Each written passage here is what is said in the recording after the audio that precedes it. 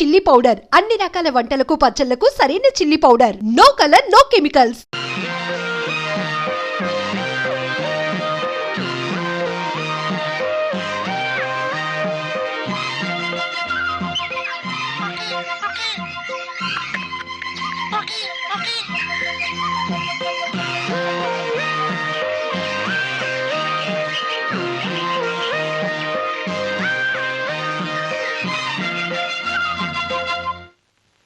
వేధావు correct. ఇప్పుడే పోయి చావాలా? కాస్త కోటు విప్పయ్యా, ఊపిరైనా ఆడుతుంది. పర్వాలేదు లాయర్ గారు. ఉదయం బంగ్లా నుంచి బయలుదేరితే రాత్రి తిరిగి బంగ్లాకు వచ్చే వరకు కోటు విప్పను. అలా అలవాటైపోయింది. అంతా మీ నాన్నగారి తత్వమేనయ్యా. కానీ నువ్వు నడిపే వ్యవహారాలు మాత్రం ఆయనలా దర్జాగా టీవీగా లేవయ్యా. లేకపోతే నౌకర్లందరినీ మానిపించేసి బంగ్లా తలుపులు మూసుకోవడం ఏమిటయ్యా? లాయర్ గారు, బాగా ఆలోచించే ఈ నిర్ణయం తీసుకున్నాను. ఈ కోర్టు కేసు గెలిచేంత వరకు వాళ్ళెవరిని పోషించే స్థితి మాకు లేదు. It's a fact. అంత పెద్ద బంగ్లాలో ఎన్నో ఖరీదైన వస్తువులున్నా కావాల్సినంత డబ్బు లేదు. ఆ వస్తువులు అమ్ముకుంటే డబ్బు రావచ్చు, కానీ పరుగు పోతే తిరిగి రాదుగా. అందుకని పని వాళ్ళందరినీ మానిపించేశానంటావు, అంతేనా? ఎగ్జాక్ట్లీ. నీవి చాలా చిత్రమైన అంచనాలయ్యా.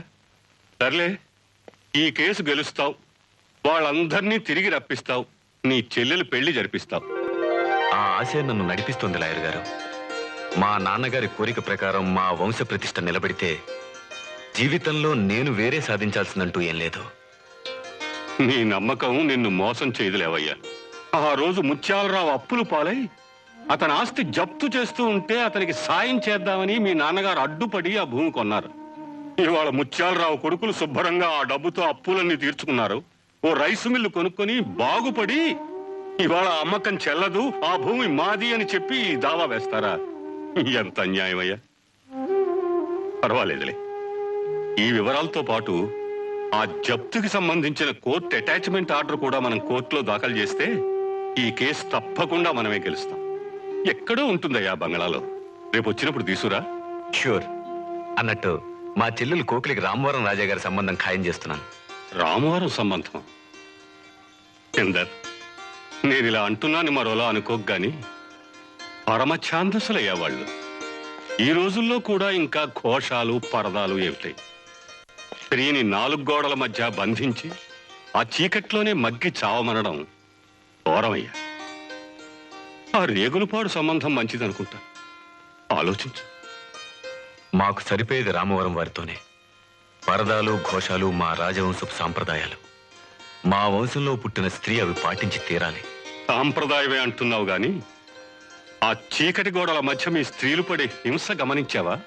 సాంప్రదాయం మీద గౌరవమే ఉంటే అది హింస అనిపించదు. అయినా వాళ్ళ కాలక్షేపం కోసం సంగీతం, నాట్యం నేర్పిస్తాం. మా చెల్లి కూడా వాటితోనే కాలక్షేపం చేస్తోంది అని నువ్వనుకుంటున్నావు. కానీ స్వేచ్ఛ కావాలని ఆమె కోరుకోవచ్చుగా. స్వేచ్ఛ కోసం సాంప్రదాయాన్ని నాశనం చేసుకోవాలని ఆమె కోరుకోవచ్చు సార్. 100కి 100 పాళ్ళు మా చెల్లి నాలానే ఆలోచిస్తూ ఉంటుంది. ఎందుకంటే మా ఇద్దరిది ఒకే రక్తం గనక.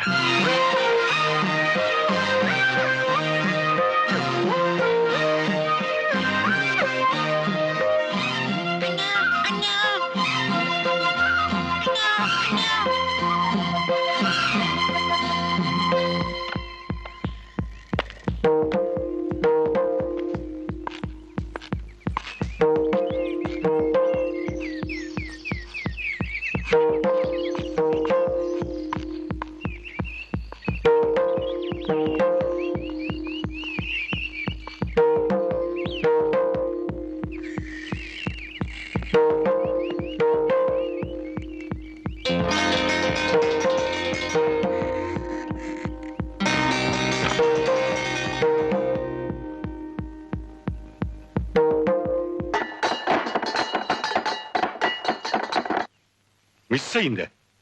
నో. అవును లాయర్ గారు, ఆ నకలు మా ఇంట్లో కనిపించట్లేదు. మీరు చెప్పిన ఆఫీసులో కూడా లేదు. ఇంపాసిబుల్. ఇందులో ఏదో మోసం ఉంది చందర్. లాయర్ గారు, ఆ నకలంత ముఖ్యమా సార్? ముఖ్యమా? ప్రాణం. పదండి పదండి, సంక్రాంతి రోజులు దగ్గర పడ్డాయి. కొండ మీద జాతర విషయమై రాజాగారి నుంచి కబురే రాలేదు. అదే పెద్దరాజావారు బతికుంటే ఈ పాటికి జాతర జాతర అని మనల్ని నానా హైరాణ పెట్టేసి ఉండేవారు. ఒక్కో తరం మనుషుల ఆలోచనలు ఒక్కో రకంగా ఉంటాయ్యా. ఆ మధ్య మీ రెండో అబ్బాయి ఎలిమెంటరీ స్కూల్ పంతులమ్మ లేపుపోయి రాజమండ్రిలో 7 రోజులు షికారు చేసి వచ్చాడు. నీ వయసులో ఉండగా నువ్వు అలాంటి ఎదో పనులు ఎప్పుడైనా చేసావా? అదే మరి పాత రాజావారి పద్ధతి పాతకాలం నాటిది, విదేశాల్లో చదువుకొచ్చిన వారి అబ్బాయిది ఈ కాలం నాటి పద్ధతి. ఏమంటావు? ఏమి అన్ను అన్నది ఏదో పొద్దుటే బుద్ధి ఎక్కువ అన్నాను. పదండి పదండి. పదండి పదండి అని ఇక్కడ ఆగిపోయావేంటయ్యా? నువ్వు ఉండవయ్యా గోలా. ఏమ్మా కన్నం గారు ఉన్నారా? ఏమండి? వస్తున్నా. నువ్వు లోనకెళ్ళి పదండే. అర్ణం గారు, ఇలా అంటున్నానని మీరు అపార్థం చేసుకోకపోతే ఈ వయసులో మీకు 3వ పెళ్లి ఎందుకండి? అందులోనూ చదువుకున్న అంత అందమైన ఆడపిల్లని. అవన్నీ నీకెందుకయ్యా? ఏదో నీ సొంత చెల్లెల్ని చేసుకుని గొంతు కోసేసినట్టు. చిచచా, నా బాధ అది కాదండి. గోదావరి ప్రాంతం వాళ్ళకే గుండె జబ్బులు వస్తున్నాయని ఈ మధ్య రేడియోలో చెప్పారు కదా. మరి మన కరణం గారికి కూడా ఏ అర్ధరాత్రిలో చెప్పా చేయకుండా గుండె జబ్బు వచ్చేసి కుర్చీలో పడుకున్న మనిషి పడుకున్నట్టే పోయారనుకోండి. ఆహా, మరి అప్పుడు ఆ పిల్ల బతుకు ఏమైపోవాలండి? ఇదిగో నిన్ను అబ్బిబే మున్సబు తాటాకులు కట్టం ఇక ఆపోయా. చిచచా, పదండి రాజాగారి బంగ్లాకి. అదండి. రాజాగారు రాజాగారు. ఏంటయ్యా ఆ పిలిపేంటి? ఓట్టు బంట్రోతు ముద్దాయని పిలిచినట్టు కాస్త మర్యాదగా దగ్గరికి వెళ్ళి పిలువు. రాజాగారు రాజాగారు. కంగారేంటి? ఆ పిలిపేంటి? ఏదో పెద్ద పులేదో ఎంట జరుగుతున్నట్టు. లోపల ఆయన చేతిలో తుపాకు ఉంటది, చిరాకేస్తే పేలుస్తాడు. అంతే, పెట్టి రాలిపోయి రాలిపోతావు. కర్మ కర్మ. పూర్వ రోజుల్లో అయితే వచ్చే పోయే జనంతోనూ పని వాళ్ళతోనూ కళకళ్ళాడుతుండేది ఈ బంగ్లా. ఇప్పుడు ఈయన మూసుకు కూర్చున్నారు. వీరికి చుట్టూ తిరిగే పని వాళ్ళన్నా సంప్రదింపులకు వచ్చే మనలాంటి జనమన్నా చిరాకు ఎక్కువట. ఇందాక చెప్పాను కదా, ఈ తరం రాజావారి అభిరుచిది. ఏం అభిరుచో? వీరు పెళ్లి చేసుకుని పిల్లల కంటేనే రేపు వచ్చే కొత్త తరంతో కళకళ్ళాడిపోతుంది ఈ బంగ్లా. లేకపోతే ఈ వంశం ఎంతో సరి. ఒకటి రాజావారికి నేను రాజాగారు నమస్కారం. నమస్కారం రాజాగారు. నమస్కారం. ఏమిటి? అదేనండి, జాతర రోజులు దగ్గర పడ్డాయి కదండి, తమతో మాట్లాడదామని. ఓ, నేను పనుల మీద రోజు రాజమండ్రి వెళ్ళడం మీకు కబురు చేయడం మర్చిపోతున్నాను. అన్నట్టు ఎంత అవుతుంది ఖర్చు? 8,000 అయిందండి. ఇప్పుడు సున్నం ఎదురు బొంగులు వేలాది పెరిగిపోయింది కదండి. రమారమి 10,000 కావచ్చండి. 10. ఓ 10 రోజులు వచ్చి తీసుకెళ్ళండి. చిత్తమండి. మరి సెలవండి. మరి సెలవండి.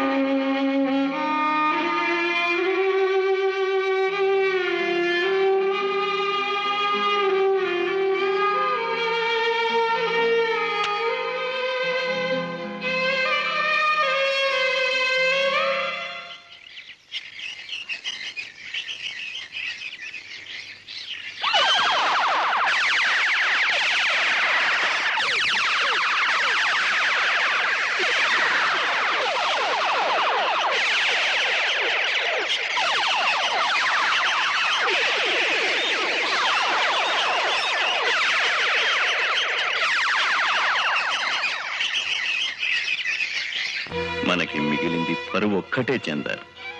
ఆస్తిని విలాసాల కోసం నాశనం చేసి కొడుక్కి దరిద్రం మిగిల్చి వెళ్తున్నాను. నువ్వు తిరిగి దీన్ని నిలబెట్టాలి.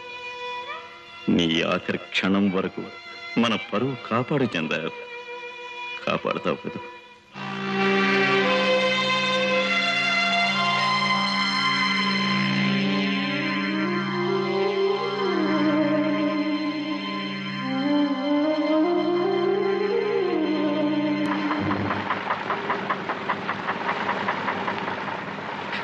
నాంచారి, ఇలా వెన్నెల్లో గోదావరి చూస్తుంటే నా గుండె ఐసు ముక్కలా కరిగిపోతుంది అనుకో. ఎండ మండిపోతుంటే వెన్నెలంటావేంటి? నువ్వు నా పక్కన కూర్చుంటే ఈ వీరాస్వామికి ఎండే వెన్నెల, ఈ లంచియే ఊయల. ఈ బల్లే ముళ్ళకంప రేవే వాళ్ళకాడు. నాకు నీ పక్కన కూర్చుంటేనే. అసలు వేదకాలం నుంచే మా పగటి వేషగాళ్ళు వచ్చారు. బుర్ర కథలు వచ్చాయి, ఆ తర్వాత నాటకాలు వచ్చాయి, ఆ తర్వాత సినిమాలు వచ్చాయి, ఆ తర్వాత రేవు ఎప్పుడు వస్తుంది బాబు? అడ్డు కొట్టకండి అన్నానా? ఎప్పుడు వస్తుంది రేవు అంటున్నా. గురుగారు, పగటి వేషాలు కాదు, అసలు నువ్వు ఏ విధ వేషాలు వేస్తే నాకెందుకయ్యా? ఎందుకులా హింసిస్తున్నావు రాత్రి నుంచి దొరదకుండాకలా? అయ్యో, వర్జంలో బయలుదేరకండి అని మా ఆవిడ చెప్పినా వెళ్ళలేదు. రాహులో తగులుకున్నావు కదయ్యా. మీరే కదండి పైకి రమ్మని పిలిచి ఎక్కడికి ఎడుతున్నావు అని అడిగారు. ఎరక్కపోయాడుగా, లటక్కని తగులుకున్నావు. పొరివితో తగొక్కున్నానయ్యా. ఏమిట్రా గొడవ? చూడండి వీరాస్వామి గారు. అరే నా పేరు మీకెలా తెలుసు? తెలుసండి. మీ పేరే కాదు, మీ గురువు పేరు గురుమూర్తి, ఆయన కూతురి పేరు నాంచారు, మీలో కొత్తగా చేర్చుకున్న కుర్రాడు లోపల పడుకున్నాడే వాడి పేరు రాజు. ఇన్ని విషయాలు మీకెలా తెలిసాయండి? చెప్పేశాడండి, వద్దన్న కొద్దీ అన్ని చెప్పేశాడు. రాత్రి నుంచి ఒకటే సోద బుర్ర హీట్ ఎక్కిపోయింది. గోదాట్లో ములుగుతారే కానీ నా వివరాలు నాకు గుర్తురావు. అబ్బా రేవొచ్చింది, నేను వెళ్ళొస్తాను. రాజు లే పడుకోనివ్వా? నేను లేవనంతే. కదిపితే కసుమంటావు. లేవరా, వచ్చింది అమౌంట్ అనుకో, త్వరగా రాజాగారి దర్శనం చేసుకుందాం. తేరగా తిని తెగబలిశాడు, ఆడందుకుంటాడేంటి? ఇంకా ఎక్కువగా మాట్లాడితే గో మీద ఒకటి అందుకుంటా. ఇద్దరం ఎవరి మొహాలు చూసావా? నీళ్ళలో మీ మొహాలు మీరే చూసుకుంటారు. దిగండి దిగండి. అమ్మా దూకానంతే.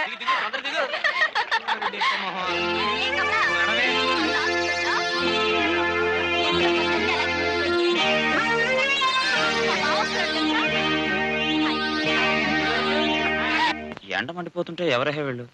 గొంతెంత చించుకున్నా గుమ్మం తలుపులు తెరవరు. తప్పు మంది, మన లాంచి పెండ్రాలే వచ్చేసింది. రాజాగారు స్నానం చేసి వెళ్ళరా ఇది? అంటే ఆయన స్నానం చేస్తే పని వాళ్ళు ఉండరా? వాళ్ళేం చేస్తారు? కాళ్ళకి గజ్జలు కట్టుకుని గెంతులేస్తారు. రాజాగారి స్నానం అంటే నీళ్ళ చాకల సబ్బు ముక్కతో ఓ తోమేసుకోవడం కాదు. కొత్తోడు వీడికేం తెలుసు రాజాగారి విషయం? మరి ఇంతోటి బంగ్లాలోనూ దాసీలు ఉండరా? వాళ్ళేం చేస్తుంటారు? రాణిగారు నిద్ర లేచే సమయం రా ఇది. దాసీరామ ఎటెళ్తే అటు కాలు కింద పడకుండా ముక్కుములు గొడ్డలు పరుస్తారంట. ఎందుకు? సద్దన్నం తిన్నాక మూతి తుడుచుకోవడానికి. మారాళ్ళు మరి మనలాగా పెంట దెబ్బల మీద కంకర కొట్ల మీద తిరుగుతారనుకుంటున్నాడు కొత్తోడు. అసలు వీడికి ఏం తెలుసని ఆ మారాళ్ళు ఇంకా పట్టుపరుపుల మించే లేవరు. చూడండి, మీరు ఇలా లోపలికి దూరి చూసినట్టు కథలు చెప్తూ ఇంకో అరగంట ఎండలో నిలబెట్టారంటే నేను తిరుగులని చెక్కేస్తాను. వస్తున్నారు.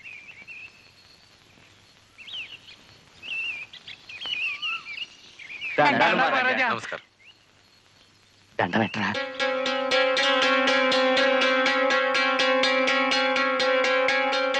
ఏం వీరాస్వామి, బాగున్నావా? చిత్తం అంతా తమదయ్యా. ఎవరన్నా కొత్తోడండి.